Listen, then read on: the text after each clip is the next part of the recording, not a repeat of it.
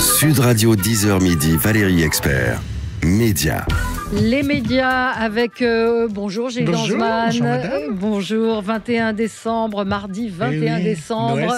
Noël approche et tout le monde n'a pas fini les cadeaux et il y a quand même un certain nombre d'arnaques à éviter pendant les fêtes ou en tout cas envie de faire des fêtes qui coûteront moins cher.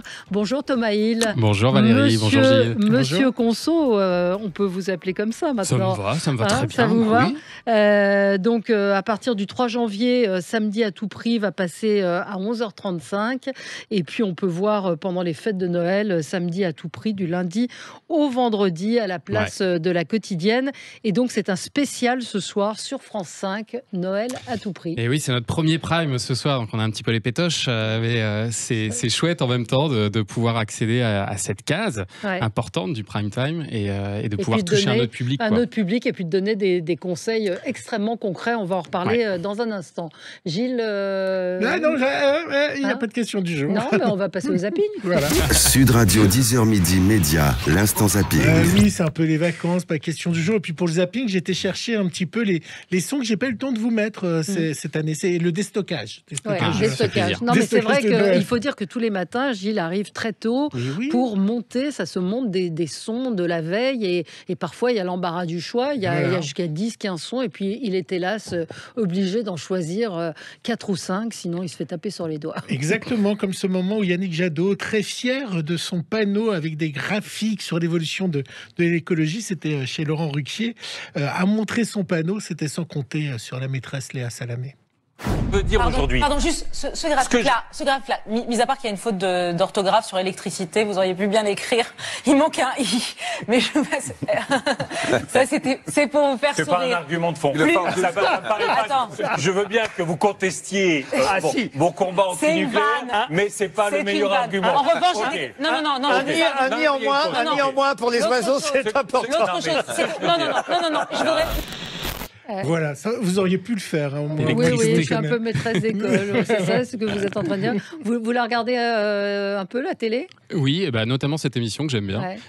Notamment depuis que Léa Salamé est arrivée, depuis la rentrée, je trouve que ça donne une nouvelle dynamique à l'émission.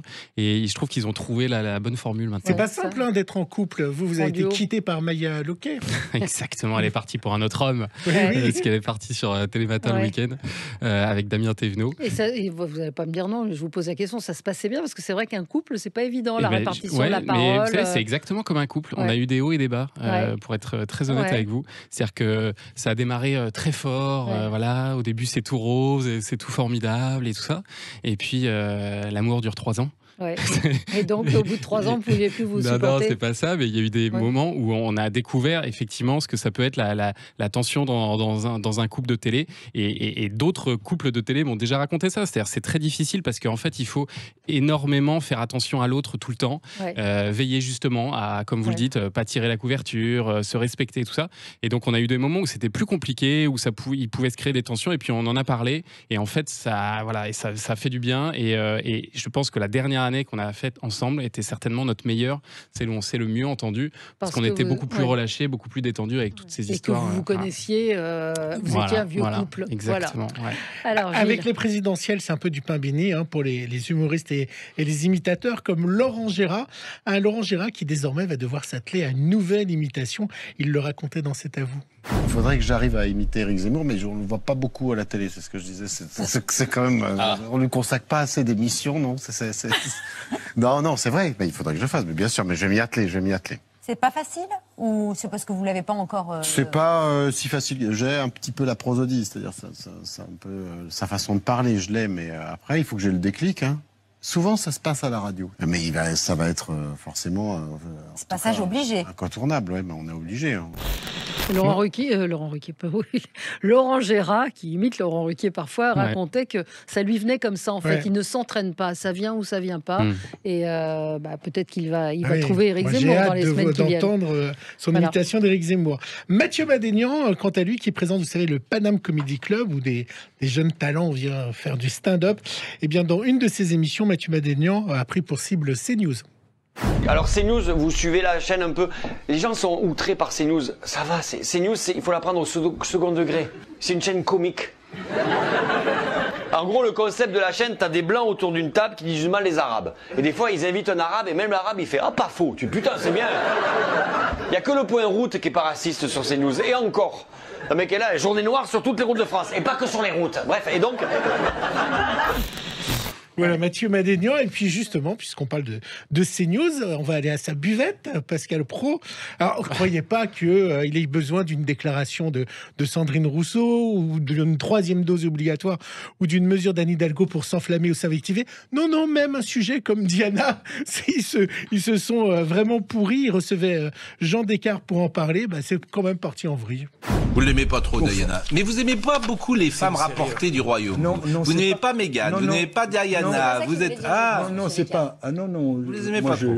trouvais Diana séduisante et infernale. C'est Charles qui s'est trompé une fois encore. Et, oui, mais c'était une femme perverse. Arrêtez Mais quand il même. l'a dit, son frère, le c'est pas lui, il l'a dit que c'est vrai. aux obsèques de sa sœur. Vous n'aimez pas Meghan, vous n'aimez pas Diana. C'est n'importe quoi, Meghan, il a raison. Le débat. Oui, mais ça marche très très bien. Hein. Et puis, pour finir, une image qu'on va retrouver, alors je suis sûr dans tous les bêtisiers de Noël, hein, parce que là, ça va être la saison des bêtisiers de Noël, c'est évidemment la gaffe de Soprano au dernier Téléthon.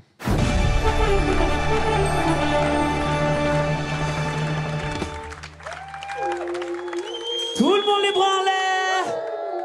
Et avec nous, on y va. Sur les quartiers, les blocs, les HLM, mis de côté, les résidences, les quartiers UP, les 205, les routes d'ITT, où sont les plaques, les blancs, les jaunes, les verts, les rouges, les gris. On aurait pu finir sur un truc un peu plus drôle. Là, c'est un moment un peu de gêne quand même. Mais je crois qu'ils l'ont tous fait. Tout le monde debout, tout le monde les bras en l'air, le pauvre. Voilà, ça va être dans les bêtisiers, mais vous aussi, vous êtes souvent dans les bêtisiers. Ah oui, régulièrement, oui.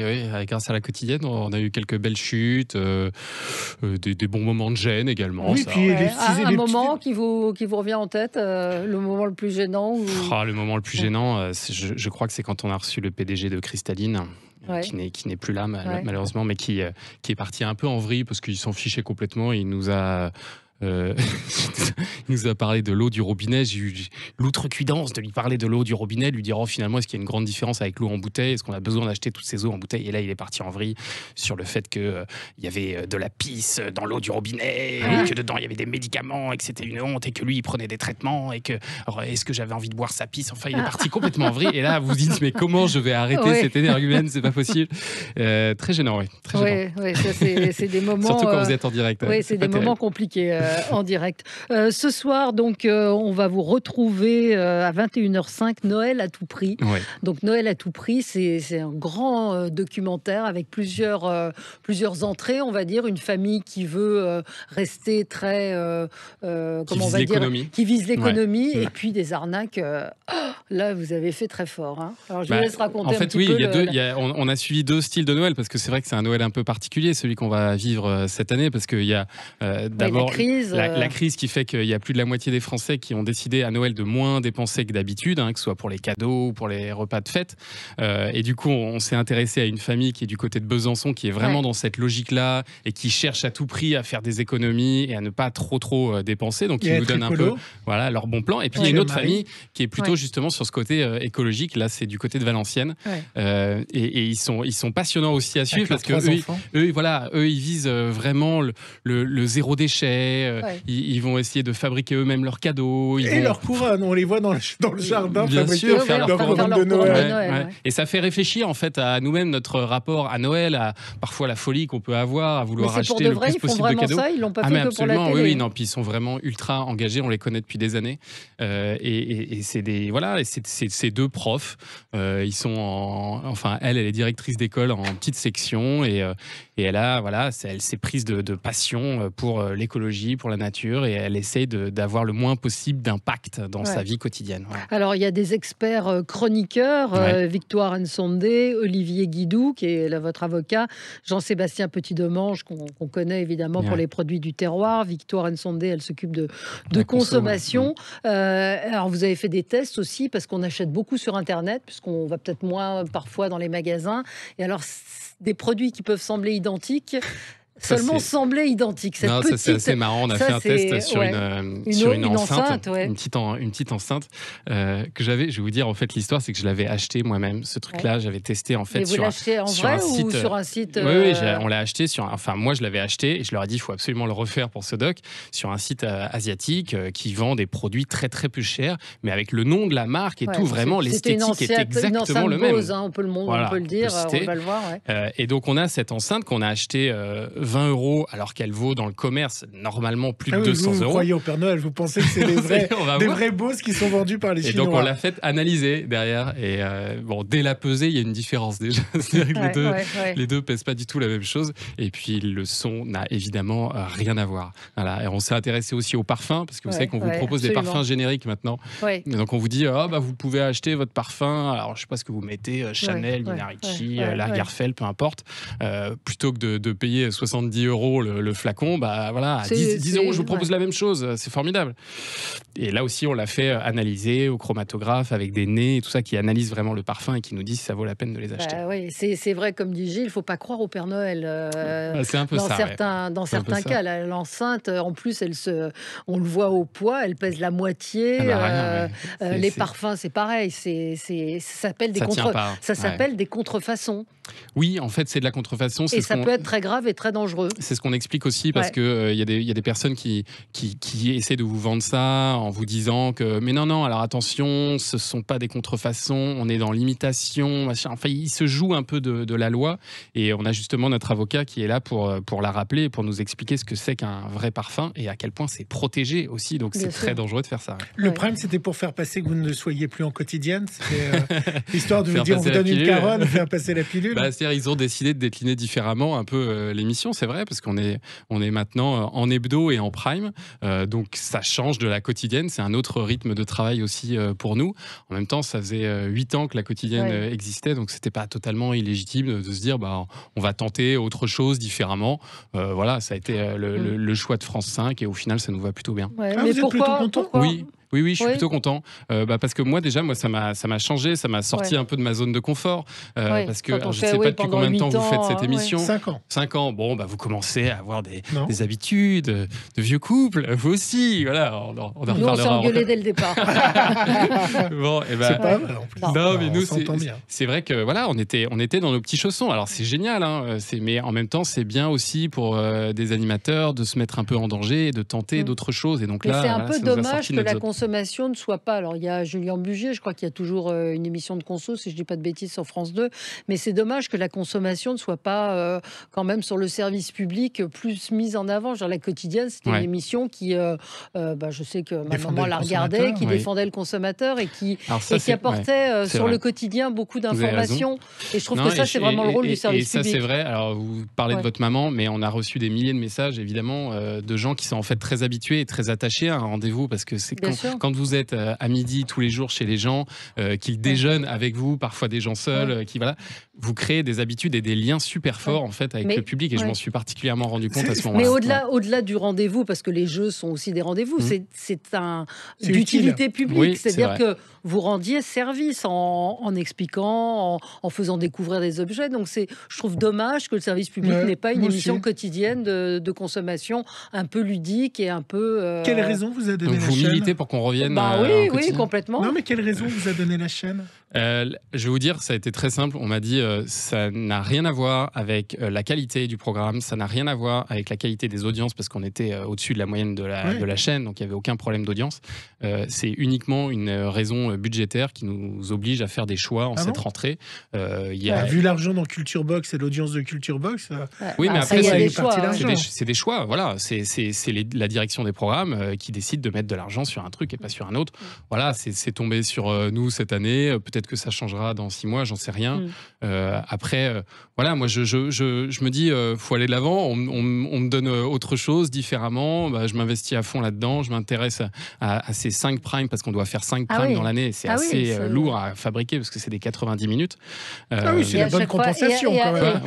Et à chaque fois, il y a des angles. J'imagine, vous n'allez pas faire Noël au mois de mars, mais non, ça va être je peux vous le dire. Des angles un petit peu différents, mais toujours dans l'idée de montrer d'autres manières manière de consommer, à la fois arnaque et à la fois le côté pratique. Oui, et à chaque fois aussi un petit peu sur l'économique et l'écologique. Je pense que c'est quelque chose qu'on tiendra sur différents thèmes, parce qu'en fait, c'est assez intéressant de suivre des familles qui consomment de manière très différente. Donc à chaque fois, en tout cas, on suivra deux familles qui ont deux modes de consommation très différents.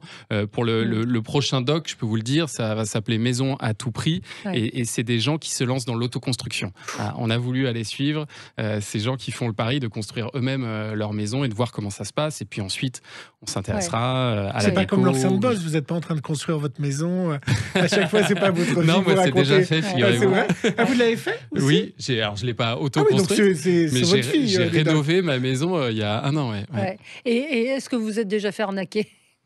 J'ai eu beaucoup de chance, je veux dire. Je pense que je suis tombé sur des bons entrepreneurs au départ, et je pense que c'est vraiment la clé du truc. Non, mais d'une manière générale, dans la vie, ça vous... non, ça... alors parce que sur votre petite enceinte, peut-être, non? Si, je me suis fait... Ah si, vous avez raison, je me suis fait arnaquer. Alors déjà, par ma petite enceinte, vous avez raison. Je me suis fait arnaquer il y a quelques semaines de ça, par des gens qui en sont débarqués chez moi, qui ont dit « Bonjour, c'est la coopérative ».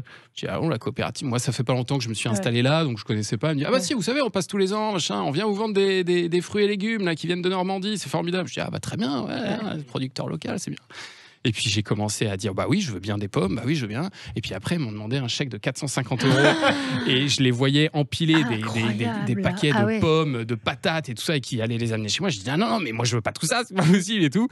J'ai fini par prendre juste une cagette de pommes qui m'a quand même coûté 50 € et dont la moitié était pourrie. Vous allez relever les coordonnées, non? Vous allez. Bah, j'ai une facture, j'ai une facture. Mais il faut se méfier des gens comme ça qui débarquent chez vous. Je me suis fait là en ce moment, c'est les calendriers, on frappe à vos portes. Il y en a un peu. Il y en a de moins en moins quand même. Hein. Il faut donner à la poste. Oui, mais bien vérifier que ça soit la poste. Le compte personnel formation aussi. Moi, j'ai des coups de fil tous les jours. En ce moment, c'est insupportable. Et la première fois, j'ai failli me faire avoir. Pareil, je dis ah bah oui, je veux bien faire une petite formation Photoshop, machin. Et ils m'entraînaient dans un truc qui allait me coûter 1 500 €. J'ai fini par reculer. Mais méfiez-vous à ces comptes personnels formation. On vous appelle tout le temps pour ça. Il n'y a aucune raison qu'on vous démarche pour ça. Moi, j'étais démarché pour un calendrier. La personne à l'interphone m'a dit c'est des PTT.